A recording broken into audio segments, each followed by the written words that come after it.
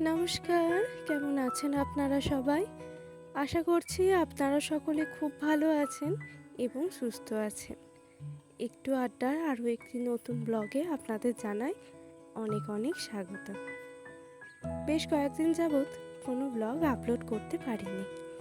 কারণটা আগের ব্লগেই জানিয়েছি, শরীরটা একদমই সাথ দিচ্ছে না। তার সাথে কিছু কারণে সত্যি বলতে মনটাও ভালো নেই। আচ্ছা চলুন ফিরে আসি আমার ব্লগে।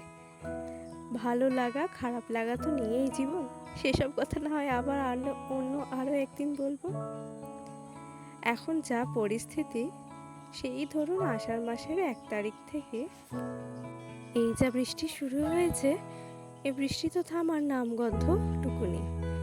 কিন্তু বৃষ্টি থামছে না বলে যে খাওয়া দাওয়া বন্ধ হয়ে যাবে তাও তো নয়। আবার এদিকে সবজির দামও বাধা নিষেধ সমস্ত কিছু ছাড়িয়ে ওপর দিকে উঠেই চলেছে। এই ধরুন না, তরকারিতে যদি একটু কাঁচা লঙ্কা না পড়ে সেই তরকারির কি স্বাদ হয় বলুন তো? আবার ধরুন 5 তরকারিতে যদি একটু বেগুনই না পড়লো, তার কি স্বাদ হবে বলুন?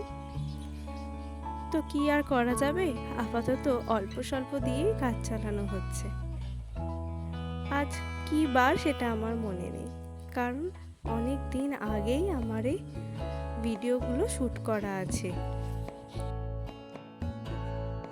সপ্তাহের কোনো একটা দিনের কোনো একটা বারের সন্ধ্যাবেলা এখন যা বাজার আনা হয়েছে সেগুলো এখন ঢালাঢালি করলাম, আর তার সাথে সাথে কাঁচা লঙ্কার বোটাগুলোও ছাড়িয়ে রেখে দিলাম। এটা আমি পরীক্ষা করে কখনো দেখিনি, এইবারই প্রথম করলাম। কাঁচা লঙ্কার বোটা ছাড়িয়ে রাখলে নাকি অনেক দিন পর্যন্ত ভালো থাকে, তো সেই কারণে সেই জিনিসটাই ফলো করলাম। দেখা যাক কতদিন ভালো থাকে। এখন সব কিছু গুছিয়ে বাগিয়ে ফ্রিজের মধ্যেই রেখে দিলাম। আজ সন্ধ্যাবেলায় বানাবো একটু সুজি। ও মা, রান্না করতে গিয়ে দেখি এদিকে নুন তো কোটোর মধ্যে শেষ হয়ে গেছে, তাই আবার একটু নুনটাও তাড়াতাড়ি ঢেলে নিলাম। তরকারিতে যদি নুনটাই দিতে ভুলে যাই তাহলে ভাবুন তো কি হবে। তার উপরে তো সবার মুখের গুণ আছেই, আপনার ভুল হয়ে গেছে বলে ক্ষমা করার লোকের বড়ই অভাব। তবে সুজিটা কিন্তু এই ঝাল সুজিটা আজ কিন্তু খুব সুন্দর হয়েছিল। এর আগেও করেছিলাম, কিন্তু সেদিন না জলটা একটু বেশি হয়ে গেছিল। যতটা সুজি নিয়েছিলাম তার ঠিক ডবল পরিমাণ জলই দিয়ে ফেলেছিলাম, সেই জন্য কেমন মন্ড মন্ড হয়ে গেছিল। আজ কিন্তু জলটা সেই ভেবে চিনতে ওই ডবলের থেকে সামান্য একটু কম দিয়েছি। তো আজকে কিন্তু সুজিটা একদম ঝরঝরে হয়েছিল। রাতে বানাবো একটু তড়কা, সেই কারণে ডালটা ভিজিয়ে রেখে দিয়েছি। তবে কি জানেন তো, এই ছোলার ডাল বা তড়কা, এই ডাল ভেজাতে খুব একটা বেশি সময় লাগে না। হাতে যদি আপনার 10 থেকে 15 মিনিট থাকে, সেই মধ্যেই কিন্তু এই ডাল ভিজে যাবে। আর তারপর প্রেসারে 2-4টে সিটি দিয়ে দিলেই ব্যাস, ডাল কিন্তু একদমই রেডি, যেটা কিন্তু এই চানা বা মটরের ক্ষেত্রে হয় না। দেখেছেন সুজিটা কতটা ঝরঝরে হয়েছে। শেষ পাতে তো বাদামটা এখন ভাজলাম, কারণ বাদাম দেওয়ার কথা মনেই ছিল না। সন্ধ্যার টিফিনটা আজকে বেশ পেটটা ভার করে রেখেছিল। তো রাতে আর আমি আর তেমন কিছু খাইনি, কিন্তু পরিবারের বাকি লোকেদের এক একজনের এক এক রকমের ইচ্ছে ছিল। কারো ইচ্ছা হয়েছিল রুটি দিয়ে তড়কা খাবে, আবার তো কারো ইচ্ছা হয়েছিল পরোটা দিয়ে তড়কা খাবে। আর অমিত তো এইসবের ধারে কাছেই নেই, ওর বাপু সাদা ভাত হলেই যথেষ্ট।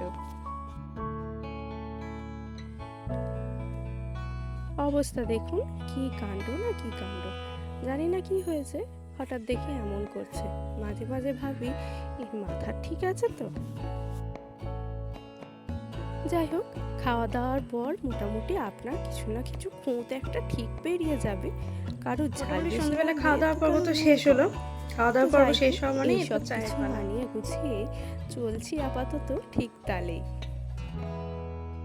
এখন শুধু সবজির দাম যে হাহাকার হয়ে গেছে তা কিন্তু নয়, তার সাথে সাথে কিন্তু ডিমও হয়ে গেছে এক একটা 8 টাকা পিস। কিন্তু এই ফাটা ডিমগুলো এক একটা 3 টাকা পিস। তো মধ্যবিত্ত সংসারে এইগুলোও কিন্তু পেলে কেউ হাতছাড়া করবে না। তো বাবা দেখুন এদিকে অনেক কটা ফাটা ডিম নিয়ে এসেছে, আর এই ফাটা ডিমগুলো দিয়ে আজকে রাতে তরকাটা বানিয়ে ফেলেছিলাম।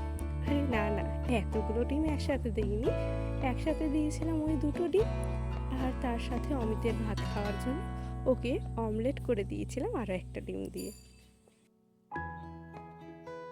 ডিমটা ভাজার সময় আর নুন দিইনি, লবণ ছাড়াই আজকে ডিমটা ভাজলাম, কারণ এটা তো আবার ডালের সাথে ফুটবে। যতটুকু লবণ যদি ডালে বেশি হয়ে যায় সেটা কিন্তু এটা অ্যাবজর্ব করে নেবে, আর ওই যে লবণ বেশি লবণ কমও শুনতে হবে না। এই বাটি নিয়ে এখন চললাম অমিতের কাছে। ও তো আর রাতে খাবে না, তাই গরম গরম এখনই একটু খেয়ে নেবে। ওর আবার খেতে এতটাই বেশি ভালো লেগেছিল যে একটা বাটিতে ওর পোষায়নি, সাথে সাথে আরও 2 বাটি কিন্তু ও খেয়ে নিয়েছিল। তারপর আবার কি, যা আবার রাতে আর বেচারা ভাত পর্যন্ত খেতে পারলো না, ওর জন্য আমাকেও রাত জেগে বসে থাকতে হলো অনেকক্ষণ। ওর খিদে পেলেও ভাত বেড়ে দিলাম, তারপর ভাত খেলো। ওই যে বললাম আজকে রাতে এক একজনের এক এক রকমের খাবার। দিদা খাবে তরকা দিয়ে রুটি, কারণ রাতের তেল দিদার সহ্য হবে না। আর এই যে দিদার রুটি রেডি, শশা কুচিয়ে দিয়েছিলাম, আর তার সাথে ছিল সয়াবিন আলুর তরকারি আর তরকা। ব্যাস, আবার কি চাই বলুন তো। তো দিদা এদিকে খেতে বসে পড়েছে, আর ওদিকে বাবার জন্য আবার ছিল পরোটা, সয়াবিনের তরকারি, আর ছিল তরকার ডাল, আর তার সাথে একটু স্যালাড। এদিকে সেই পরোটায় ভাজার কাজ চলছে। তাহলে চলুন আমি এদিকে সবাইকে খেতে দিয়ে দিই, আর তার সাথে সাথে আজকের ব্লগটা এখানেই শেষ করছি। সবাই ভালো থাকবেন, সুস্থ থাকবেন, আর আমার এই ছোট্ট ছোট্ট ব্লগগুলো আপনাদের কেমন লাগলো তা কিন্তু জানাতে ভুলবেন না। আজকের মতন আসি।